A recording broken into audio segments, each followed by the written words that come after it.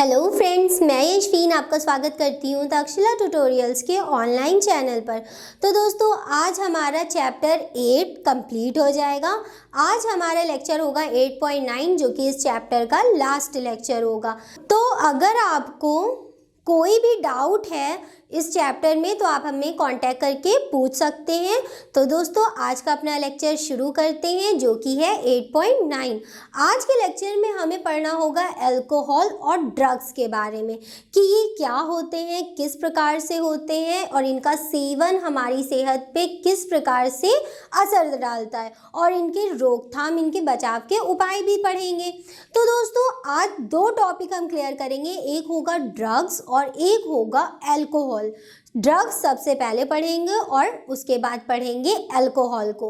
उसके बाद एक और छोटा सा टॉपिक है जिसको तंबाकू कहते हैं और इंग्लिश में उसे टबैको कहते हैं। ये तीनों चीज़ें क्या होती हैं, हमारी सेहत के लिए बहुत ही ज़्यादा हानिकारक होती हैं और इनका उपयोग करने से, इनका सेवन करने से हमारे शरीर में बहुत ही ज़्यादा जो हमारे शरीर की हेल्थ पे, मतलब सेहत पे बहुत कुप्रभाव डालती है।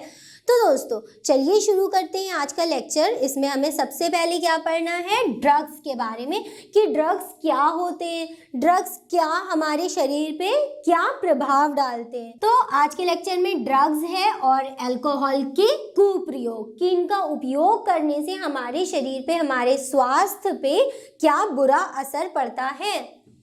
और इसको इंग्लिश में ड्रग बोलते हैं और अल्कोहल को अल्कोहल बोलते हैं। ठीक, अल्कोहल को एक और नाम से भी बुलाते हैं जिसको शराब बोलते हैं। और ड्रग्स ये होती हैं नशीली दवाएं, मतलब ये ऐसी दवाएं होती हैं जिनका सेवन करने से हमारे शरीर पे बुरा इफेक्ट पड़ता है, हमारे स्वास्थ्य पे बुरा असर होता है। तो सबसे पहले कौन है, ड्रग्स। इसके बारे में पढ़ेंगे। ड्रग्स होते क्या हैं, ये नशीली दवाएं होती हैं जो कि ली जाती हैं। अब देखिए, यहाँ पे लिखा है नशीली औषधियों को शरीर पर प्रभाव के आधार पर निम्नलिखित प्रकार में वर्गीकृत किया गया है। हमारे शरीर पे ये क्या प्रभाव डालती हैं, इसको निम्नलिखित हम 3 भागों में वर्गीकृत कर सकते हैं। सबसे पहला होता है शामक, जिसको निद्रा कारक भी बोलते हैं। दूसरा होता है उत्तेजक या इसको एंटी भी बोलते हैं। ठीक, ये दोनों। और तीसरा होता है विभ्रमक। ठीक, विभ्रमक के बारे में अभी हम आपको आगे बताएंगे, पहले ये दोनों बता देते। तो ड्रग्स या नशीली दवाएं क्या होती हैं, नशीली औषधियों को शरीर पर प्रभाव के आधार पर मतलब ये हमारे प्रभाव, जो स्वास्थ्य होता है उसके ऊपर कितना बुरा असर डालती है, क्योंकि हमारा मेन क्या है, कुप्रयोग। ठीक, इसका हमें क्या पढ़ना है, इनके कुप्रयोग पढ़ने हैं कि ये हमारे शरीर को किस तरीके से इफेक्ट करती है। और यहाँ पे अब्यूज लिखा है कि गलत असर, कुप्रयोग, किस उपयोग से हम इनका उपयोग गलत कर सकते हैं। शामक व निद्रा कारक, सबसे पहले इसको पढ़ेंगे। ये भी क्या होती है, औषधियाँ होती हैं। ये औषधियाँ केंद्रीय तंत्रिका तंत्र के उच्च केंद्रों पर प्रभाव डालती है, निद्रा लाती है। उच्च तंत्रिका तंत्र। अब दोस्तों, तंत्रिका तंत्र क्या होता है, तंत्रिका तंत्र के बारे में 10th में आपने पढ़ा होगा, 11th में भी थोड़ा बहुत है। क्या होता है, हमारे बॉडी में अगर कोई चीज़, मान लीजिए अगर आपके हाथ पे चींटी भी रेंग रही होती है, चींटी होती है, तो आपको किस प्रकार से पता चलता है कि हाथ पे कुछ चल रहा है, आपका तंत्रिका तंत्र ये बात आपको बताता है। मेन तंत्रिका तंत्र का बेस होता है हमारा ब्रेन। ठीक, हमारा दिमाग।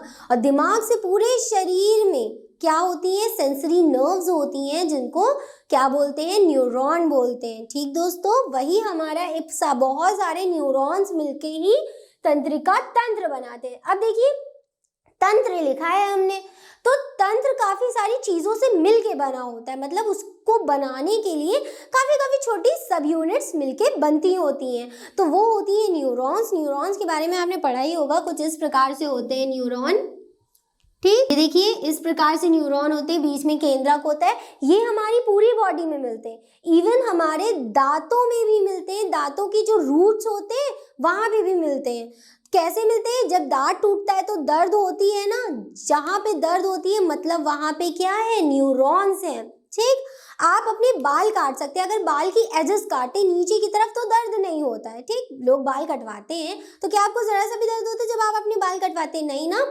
क्यों? क्योंकि बाल के जो रूट्स होते हैं, मतलब एट द टिप, ये जो लाइनिंग होती है नीचे की तरफ, इसमें न्यूरॉन्स जो होते हैं, तंत्रिका तंत्र होते हैं, वो नहीं होते हैं, तंत्रिकाएं नहीं होती हैं।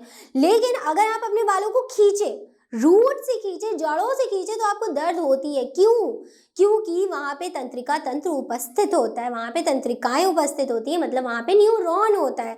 तो ये जो तंत्रिका तंत्र होता है, मतलब ये शामक क्या करते हैं, शामक और निंद्रा कारक, ये इस तंत्रिका तंत्र को पूरी तरीके से डिफ्यूज कर देते हैं। लगता है बिल्कुल इन्होंने आराम दे दिया उसको, लेकिन ऐसा कुछ नहीं होता दोस्तों। ऐसा सिर्फ व्यक्तियों को लगता है, इसलिए क्योंकि वो मेन प्रभाव डालता है तंत्रिका तंत्र पे। और जब हमारे अंदर कुछ सोचने समझने की क्षमता ही नहीं बची है, तो आपको तो नींद आ ही जाएगी, आराम से बिल्कुल लगेगा सब कुछ रिलैक्स हो गया। ये नशीली दवाएं यही करती हैं कि तंत्रिका तंत्र पे प्रभाव डालती हैं। अच्छा, बहुत ज़्यादा मतलब डॉक्टर भी ये सजेस्ट करते हैं कि पेन किलर ज़्यादा नहीं खानी चाहिए। जो नॉर्मली पेन किलर होती हैं, जो जैसे सर में दर्द हुई या हाथ पैर में दर्द हुई, तो लोग खा लेते हैं पेन किलर्स।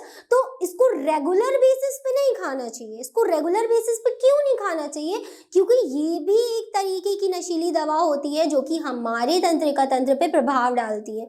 अब आप ही सोचिए, आपने एक पेन किलर खाई, ठीक, खा ली, उसके थोड़ी देर बाद जिस जगह पे, मान लीजिए हाथ पे दर्द हो रही है, तो वो दर्द खत्म हो जाती है।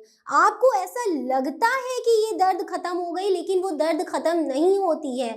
वहां पे क्या होता है, मान लीजिए हाथ पे, तो हाथ की जितनी सेंसरी नर्व्स होती हैं, जितनी तंत्रिकाएं होती हैं, वो ये दवा दबा देती है। ठीक, जब तक इसका असर रहता है, जब तक कि आपको ठीक लगता है, लेकिन उसके बाद ये दर्द फिर से शुरू हो जाता है। तो उसको डॉक्टर के सजेशन पे ही लेना चाहिए। पेन किलर्स जो नॉर्मल बेसिस पे मिल जाती हैं, रेगुलर बेसिस पे कोई पेन किलर नहीं लेनी चाहिए, वो भी एक टाइप का ड्रग ही होता है।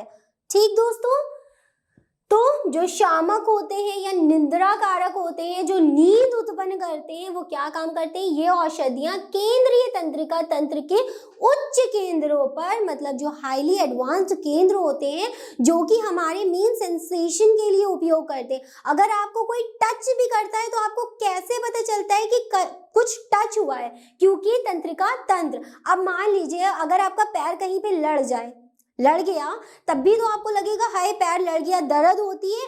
तो वो दर्द किस वजह से हुई? तंत्रिका तंत्र की वजह से हुई। तभी हमने आपको एक एग्जांपल दिया था कि अगर दांत टूट जाता है तब भी दर्द होती है। इवन दांत के रूट्स में भी क्या होती है? तंत्रिका तंत्र होती है। हर जगह पे तंत्रिका तंत्र होती है। तभी अगर हमको कहीं पर भी चोट लग जाती है, तो हमें तुरंत दर्द फील होने लगता है। ठीक दोस्तों, तो ये जो शामक होते हैं, ये क्या काम करते हैं? निंद्रा कारक होते हैं, इनको निंद्रा कारक भी बोलते हैं। और मेन जो हमारा तंत्रिका तंत्र होता है, जो पूरी तरीके से रिस्पॉन्सिबल होता है हमारे कार्यों के लिए, उसी को जाके डिफ्यूज कर देगा, धीमा कर देगा, जिसकी वजह से निंद्रा लाती है। और ये दो गोलियां क्या करती है? निंद्रा लाती है। एग्जाम्पल इसका है ल्यूमिनल, इक्विलिन, बार्बिट्यूरिक एसिड या बार्बिट्यूरिक अम्ल भी बोलते हैं इसको। ये सब क्या है? इसके एग्जाम्पल्स हैं। फिर दूसरा है उत्तेजक। ठीक, उत्तेजक तो नॉर्मली बेसिस पे हम लोग बहुत यूज कर लेते हैं, डेली लाइफ में अपनी यूज कर लेते हैं। उत्तेजक क्या होते हैं? इनसे कष्ट से राहत मिलती है तथा ठीक होने की संवेदना प्राप्त होती है। ठीक होने की संवेदना प्राप्त होती है। इसके कारण रक्तचाप बढ़ जाता है। जैसे कैसीन है, कोकेन, फ्रेनल है, मेथिलफेनिडेट है आदि। ये सब क्या होता है? मेथिलफेनिडेट, ये सब क्या होते हैं? उत्तेजक होते हैं, जो कि आपका रक्तचाप बढ़ा देते हैं। अब इसमें एक और चीज, एक और एग्जाम्पल हम ऐड कर सकते हैं, जिसको कॉफी बोलते हैं। कॉफी भी दोस्तों एक प्रकार का उत्तेजक है। उत्तेजक क्यों? क्योंकि वो रक्तचाप को बढ़ा देते हैं। और कहा भी ऐसे जाता है, अगर आपका बीपी लो है तो आप कॉफी पी लीजिए, आपका बीपी बराबर हो जाएगा। और कुछ लोग नींद ना लाने के लिए भी इसे उपयोग करते हैं। और डेली बेसिस पे जब हम पीते हैं तो बिल्कुल फ्रेश फील करते हैं कि कॉफी पी लो, सब फ्रेश हो जाएगा। तो उसके लिए भी ये एक उत्तेजक है। ठीक, एग्जाम्पल्स जरूरी नहीं है आप 3-3, 4-4 एग्जाम्पल्स लिखें, कोई वो नहीं है। आप 2 एग्जाम्पल, कम से कम 2 तो लिखिए ही लिखिए। ठीक, अब जैसे बार्बिट्यूरिक है, ये आपको थोड़ा टफ लग रहा है, तो चलिए कोई बात नहीं, इसको हटा देते हैं। ल्यूमिनल और इक्विलिन को याद कर लेते हैं कि हमने ड्रग्स के शामक में क्या पढ़ा था? ल्यूमिनल और इक्विलिन। ठीक, फिर उत्तेजक के 2 या 3 एग्जाम्पल याद कर सकते हैं। एक हो गया कॉफी, कैसिन, कोकेन, टॉफरेनल, या अगर आपको ये दोनों नाम टफ लग रहे हैं तो ये मत याद करिए, लेकिन 2 एग्जाम्पल्स क्या है मिनिमम आपको याद करने ही करने। तो दोस्तों यहाँ तक के हमारा कंप्लीट होता है। हमने आपको बताया था कि हमें इसमें कितने पढ़ने हैं, 3 पढ़ने। पहला कंप्लीट हो गया शामक, निद्रा कारक, ये औषधि क्या होती है, तंत्रिका तंत्र पे प्रभाव डालती है। और उत्तेजक ये भी क्या होती है, इनसे कष्ट से राहत मिलती है, प्लस ये भी हमारे तंत्रिका तंत्र पर बहुत प्रभाव डालती है। कष्ट से राहत मिलती है तथा ठीक होने की संवेदना प्राप्त होती है। सिर्फ संवेदना प्राप्त होती है, रियल में कुछ ठीक वीक नहीं हो जाता है। ठीक, इनके कारण रक्तचाप जो होता है, मतलब ब्लड प्रेशर बढ़ जाता है। एग्जाम्पल कैसिन, कोकेन, टॉफरेनल या मेथिल कैनाडेट, ये इसके एग्जाम्पल्स हैं। तो दोस्तों पहला दूसरा हमने पढ़ लिया। इसका तीसरा एक और है जिसको विभ्रमक कहते हैं। तो चलिए उसको भी पढ़ लेते हैं और उसके बाद हम पढ़ेंगे अल्कोहल के बारे में और अपना लेक्चर और अपना चैप्टर कंप्लीट करेंगे। तो दोस्तों ये रहा तीसरा ड्रग जो कि क्या है, विभ्रामक, और इसको एक और नाम से बुलाते हैं साइकेडेलिक औषधि। अब ये क्या होती है, ये किस प्रकार से हमारे शरीर पे कुप्रभाव डालती है, हमें ये पढ़ना है। ये पदार्थ श्रवण तथा दृष्टि भ्रम उत्पन्न कर देती है, मतलब सोचने, समझने, देखने की क्षमता को बिल्कुल क्षीण या बिल्कुल कम कर देती है। इसके कारण रंग का झूठा आभास होता है, मतलब अगर कोई रंग नहीं है फिर भी रंगीन दुनिया दिखाई देती है इस प्रकार से। तथा समय, स्थान, दूरी का उचित सामंजस्य नहीं रहता है, मतलब बिल्कुल उसका पता नहीं रहता है, बिल्कुल आभासी सी दुनिया लगती है, अपने ऊपर बिल्कुल कंट्रोल नहीं रहता है, समय स्थिति का कुछ भरोसा, कुछ मतलब दिमाग में कुछ नहीं रहता है कि क्या चल रहा है, किसी भी चीज़ का कोई काम का पता नहीं चलता है। अब इनका एग्जाम्पल क्या होता है, ये किस प्रकार से होते हैं, LSD, चरस, गांजा, हशीश आदि, ये सब क्या है, विभ्रमक है, जो कि एक भ्रम उत्पन्न करते हैं। भ्रम उत्पन्न करने से मतलब ये है कि रंग के ना होते हुए भी क्या होता है, ऐसा लगता है कि रंग दिखाई देता है, प्लस देखने, सोचने, समझने की क्षमता बिल्कुल क्षीण हो जाती है। उचित क्या होता है, उचित दूरी का सामंजस्य नहीं होता है। फिर दूसरा एब्यूज अब आता है, दूसरा क्या है, अल्कोहल। पहले हमने क्या पढ़ा, ड्रग, दूसरा क्या है, अल्कोहल के कुप्रयोग। अब हमें पढ़ना है अल्कोहल के बारे में। ये क्या होता है, इसको हिंदी में बोलते हैं शराब।